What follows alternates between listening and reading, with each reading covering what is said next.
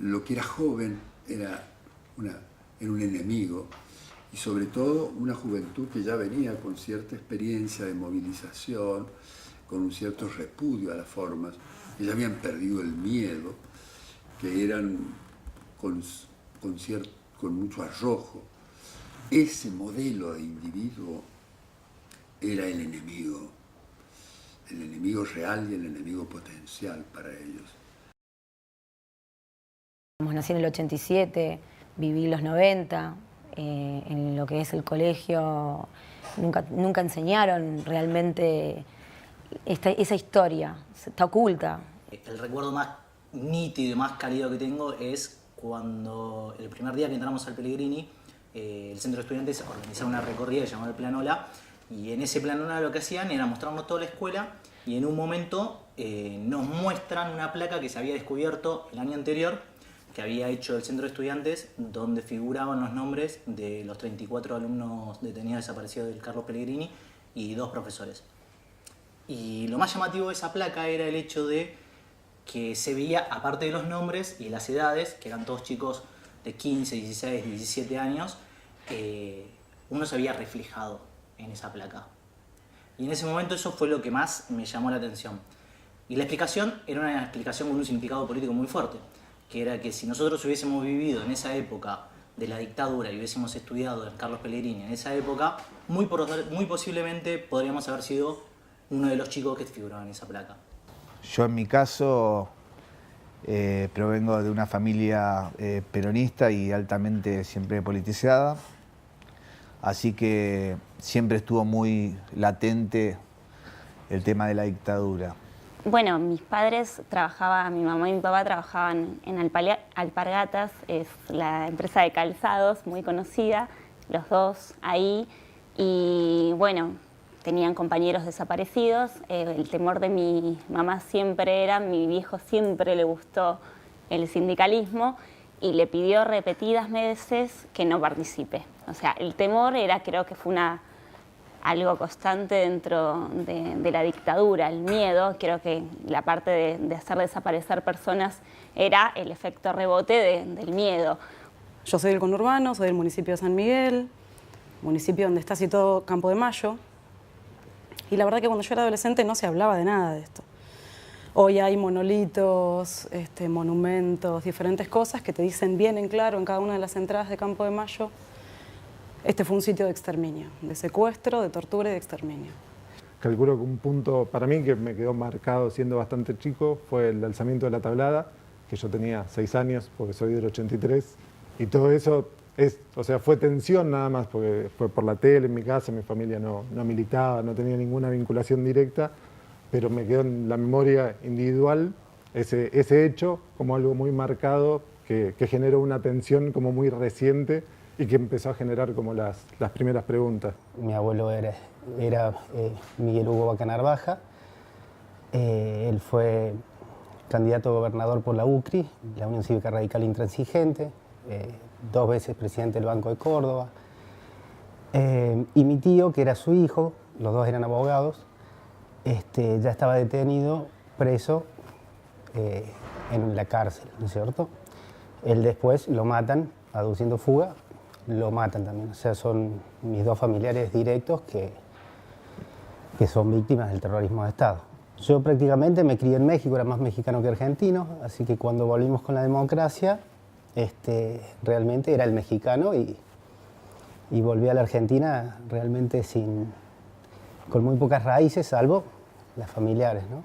Como siempre por fuera de lo familiar, y después otra vez vas creciendo, la facu. A mí me tocó compartir uno de mis primeros trabajos, que fue en tribunales, con una persona que había perdido parte de su familia, gran parte de su familia. Primer día de clases, bueno, el primer día fue formal, no me acuerdo. Segundo día de clases, ponele, de esa materia, el exfiscal Estracera y miembros de Hijos, que se había fundado hacía poquitísimo. Yo no entendía nada. Ver cómo la prensa había tratado esos años, el silencio que había, la forma de dar las noticias, cómo se trataba las desapariciones, cómo se trataba todo, los planes económicos. Bueno, a través de otras herramientas que fui teniendo, hice el trabajo, bueno. Creo que ese fue el momento que decidí estudiar periodismo. Así que cuando llegamos realmente yo viví la época de Malvinas. Yo era muy chiquito, 4º grado, 5º grado. Y bueno, escuchar lo que se escuchaba, ver en la televisión lo que se veía y saber uno por dentro que en realidad todo eso era una fantasía, que no le estábamos ganando a nadie, que no, bueno, me llevaba así a una situación de señalamiento de muchos de mis propios compañeros, de decir, pero vos sos Vaca Narvaja, vos mirá a tu tío, vos sos montonero, vos...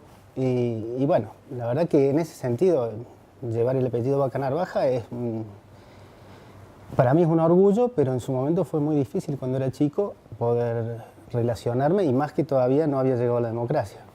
Empecé a tener amigos, hijos de desaparecidos, que buscaban a sus viejos, o sus cuerpos, lamentablemente, que buscaban algún hermano. Empecé a tener conocimiento de personas, y cuando le pones cara y nombre a algo tan fuerte como eso, cobra otra dimensión. Son heridas que nunca cicatrizan. Uno aprende a vivir y llevarlas, pero no hay forma de olvidar esas cosas. Todavía me acuerdo cuando la llamaron una amiga mía de antropología forense para decirle que habían encontrado los huesos de su papá. Y esta, por un lado, la sensación de, bueno, genial, ella tiene a dónde ir a llorar, a dónde ir a llevar flores, a dónde ir a decir algo. Un montón de gente no. Ni que hablar, bueno, todavía los hijos e hijas apropiados, que no conocen su identidad. Nosotros, cuando hablamos de la dictadura, no hablamos de algo que queda solamente con un punto de inicio en el 76 y un punto de final el 10 de diciembre del 83, sino que tiene una continuidad desde el modelo político, cultural, económico, social. Uno de los ejes principales políticos, económicos y sociales del gobierno de facto fue la represión sistemática y muchas veces clandestina de los trabajadores. Es algo específico, más allá de todo el encierro, de las torturas, de todo lo que se padeció, lo padecías doblemente o por ser mujer, o por ser gay, o por ser lesbiana, o por ser una persona trans. La hazaña era particular. Las acciones del gobierno militar fue primero la intervención de los sindicatos, después una fuerte presencia militar en fábricas y en establecimientos laborales y por último la supresión temporal del derecho de huelga. También pasó esto de sacarle los hijes. Es como súper violento, y esto de llamarlas putas, el título, putas y guerrilleras, que también fueron bastardeadas hasta por sus compañeros de lucha, porque al violentar sus cuerpos lograron una batalla, era ganar la batalla sobre los cuerpos de estas mujeres y sobre los compañeros de lucha que decían, ay, pero te acostaste con... No, ¿cómo te vas a acostar? Dentro de una situación de encierro no hay consenso. Y eso está... Por eso a veces me pone la piel de gallina. Y bueno, las madres de Plaza de Mayo, con esto de seguir teniendo voz y luchando porque aparezcan los cuerpos de las personas, el trabajo que hace el equipo de antropólogas, de antropólogos forenses, es tremendo. Y sí, son una luz, la verdad. Me reafirmó el hecho de sentir que en democracia, con todos sus bemoles, que es netamente perfectible, que tiene todavía del 83 a esta época sus deudas, es el mejor sistema para vivir en libertad.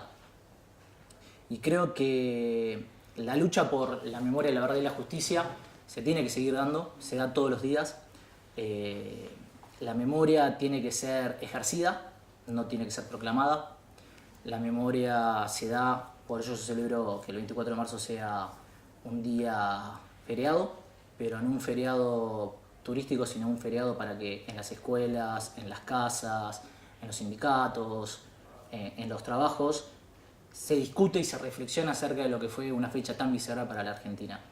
El hecho de que se declare el 24 me parece que es significativo porque es esto, empezar a poner caras y personas, digo, no es un hecho histórico aislado, no son no es algo que queda atrás, sino son personas, el trabajo de madres, de abuelas, en recuperar la identidad, que creo que eso es una de las cosas más significativas y que en este tiempo que queda de lucha o de recomposición es a lo que hay que apuntar y lo que hay que apoyar. Soy hija de la democracia y espero que esto no pase nunca más realmente. Para mí el 24 de marzo es un día de reflexión total, es un día de respeto por los 30.000 desaparecidos que lucharon realmente por la libertad. Y de acá para adelante, nada, me parece que es eso, es no bajar los brazos y seguir exigiendo el cumplimiento de los juicios y seguir exigiendo cárcel común. Y en el caso de que por X motivo se haya dado prisión domiciliaria, que se cumpla con la prisión domiciliaria. No puede volver a pasar esto. Sí, el legado que dejó mi abuelo fue muy grande. Yo hasta el día de hoy, cuando voy y levanto una pancarta de él en una marcha, viene alguien y se me acerca y me dice, gracias a tu abuelo tuve tal cosa, gracias a tu abuelo me dio una mano en el banco. O, es una persona que realmente yo poco lo conocí, porque tenía 3 años cuando desaparece, pero la imagen y el recuerdo que me han dado las otras personas es de una persona íntegra. Da como un poco de tristeza, ¿no? Pero esa tristeza se tiene que convertir en el motor y en energía para recordar, para tratar de que ese hecho sea un punto de inflexión en la sociedad argentina, donde la unidad prime por sobre la violencia política y para tener bien en claro hacia dónde los argentinos nunca más tenemos que volver. La participación de los jóvenes hoy es fundamental, creo que en todo ámbito, en los sindicatos, en las escuelas, en las universidades. Los jóvenes tenemos que tomar conciencia de lo que pasó en la Argentina y tenemos que seguir reivindicando nuestros derechos, luchando por nuestros derechos y sobre todo por la democracia, porque eso no se puede manchar nunca más en la Argentina. Como padre y también como hijo, lo que siempre envidié o anhelé, o es a lo que espero llegar, es a tener ese compromiso con los ideales y con los valores que tuvieron quienes dejaron la vida dentro de la dictadura. Y creo que uno de los caminos principales es encontrar la vocación. Simón fue a su primer marcha del 24 de marzo, no me acuerdo si tenía 2 o 3 años. Y bueno, encima desde que yo empecé a marchar allá lejos y hace tiempo, me sigue pasando el día de hoy, entra la bandera de los desaparecidos, yo lloro. Entonces, pobrecito, no entendía por qué mamá llora, qué pasa. Él sabía, digamos, que había algo ahí con algunas personas malas que habían lastimado a otra gente, pero su mayor temor es, ¿y van a volver esos señores malos? No, mirá todos los que somos acá, Leo. Nosotros no vamos a dejar que vuelvan, somos un montón.